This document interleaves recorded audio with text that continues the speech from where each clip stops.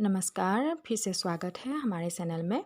मैं पढ़ा रही थी बालकृष्ण नवीन द्वारा लिखित विप्लव गान कविता। इसकी जो 2 भाग है वो हमने पहले पढ़ा दिया है, उसकी व्याख्या हमने दे दिया है। उसके बाद के जो व्याख्या है वो देखते हैं, आइए।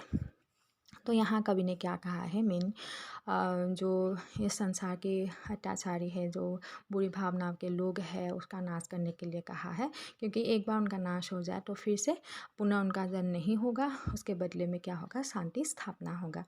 कवि ने कहा है कि सावधान, मेरी बीना में सिंगारिया आन बैठी है, टूटे हैं मिजराबे अंगुलिया, दोनों मेरी ऐठी है। तो इसलिए कवियों ने कहा है कि सावधान हो जाओ। क्योंकि ये जो बीना है, बीना जैसे कि हम बजाते हैं, उसमें सिंगारियाँ उठती है, हम गाने लगते हैं या उसमें लहर उठते हैं, लेकिन आज वो बीना टूट गई है।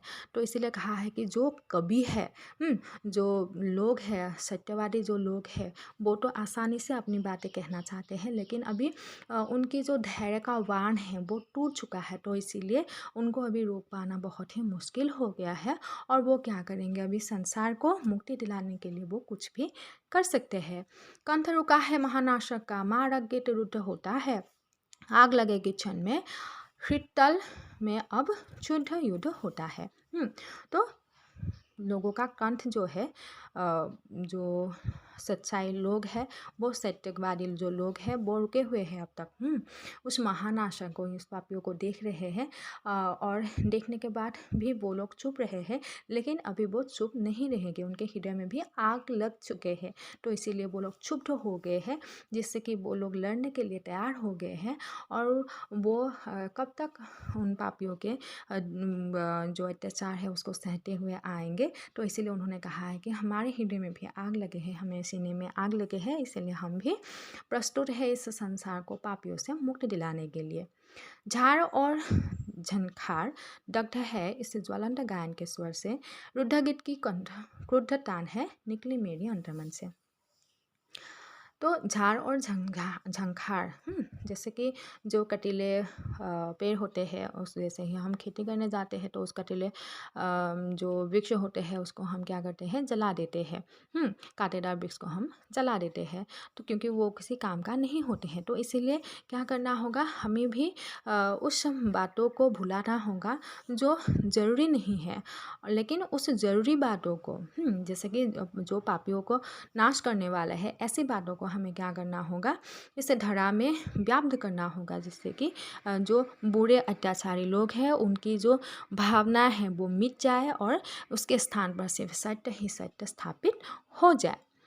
कण कण में है व्याप्त वही स्वर, रोम रोम में गाता है वह ध्वनि, वही तान गाती रहती है कालकोट फनी की चिंतामणि। तो कण कण में व्याप्त है वही स्वर, लोगों के हृदय में यही स्वर व्याप्त है, यही ध्वनि हर एक किसी के शरीर में यही ध्वनि बहता रहता है कि लोगों के हृदय से जो बुरी भावना है वो मिट जाए, और मिटने के स्थान पर जो जैसे कि काल यानी कि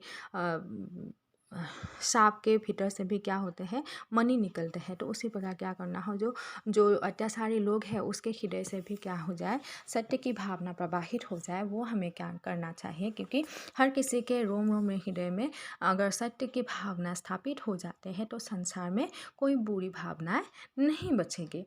जीवन ज्योति लुप्त है, आहा सुप्त है संरक्षण की घड़िया, लटक रही है प्रतिपल में इस नाशक संरक्षण की लड़िया।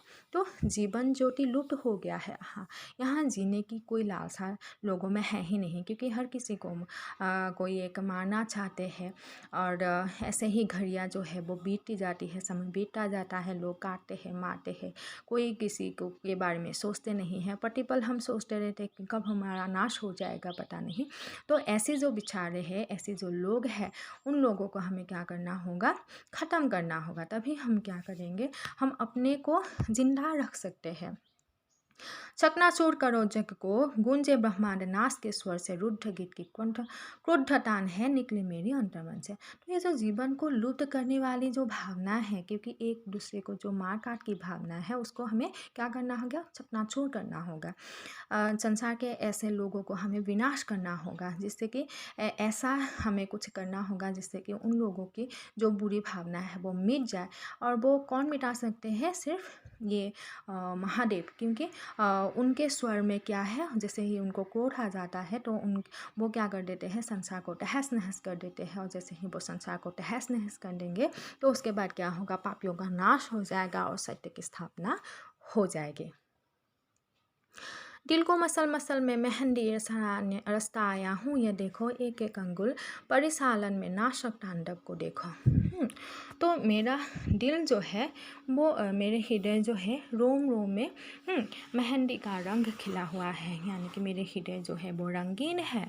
हाँ, और मैं चारों तरफ ही सिर्फ हरियाली ही हरियाली देखना चाहता हूँ, लेकिन अभी वो सफल नहीं होगा, क्योंकि यहाँ पे क्या हो रहा है, नाशक तांडव देखो। यहाँ हर कोई क्या कर रहे हैं, तांडव नृत्य कर रहे हैं, यानी कि जो पापी है उसी का भला होता आ रहा है, जो अत्याचारी है उसी का भला होता आ रहा है। तो इसीलिए क्या करना होगा, उस पापियों को नष्ट करने के लिए हमें तांडव नृत्य करना होगा, यानी कि शिव जी को हमें आमंत्रण देना होगा।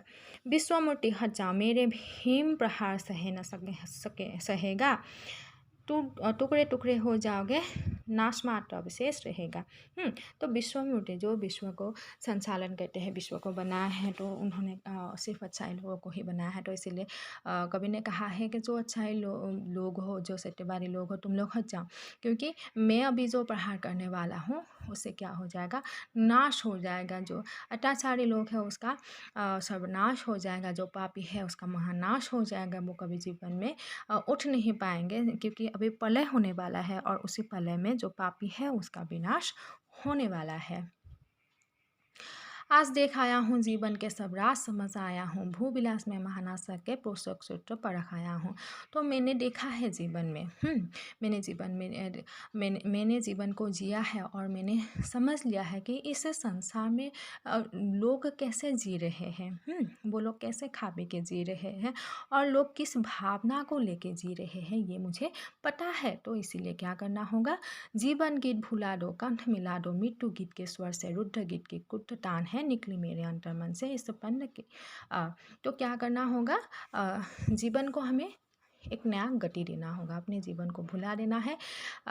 और क्या करना होगा, जो हमारे कंठ, जो दिल है उसके हृदय में जो भी भावनाएं छिपा हुआ है, उस छिपे हुए भावना को हमें जागृत करना होगा, जिससे कि जो हम दुख सहते हुए आ रहे हैं उस दुख को हमें जगाना होगा। जगाने के बाद जैसे ही हम लड़ने लगेंगे तो तब क्या हो जाएगा, जो बुराई है उसका अपने आप ख़त्म हो जाएगा और एक नए पृथ्वी का संसार हो जाएगा। तभी क्या होगा, हर एक जनता में सत्य की भावना जागृत हो जाएगी और इस धरा से जो पाप है, जो असत्य है, जो घृणा है, जो जात पात को लेकर लड़ते रहते हैं, वो जो बुरी भावना है वो उसका ख़त्म हो जाएगा। धन्यवाद।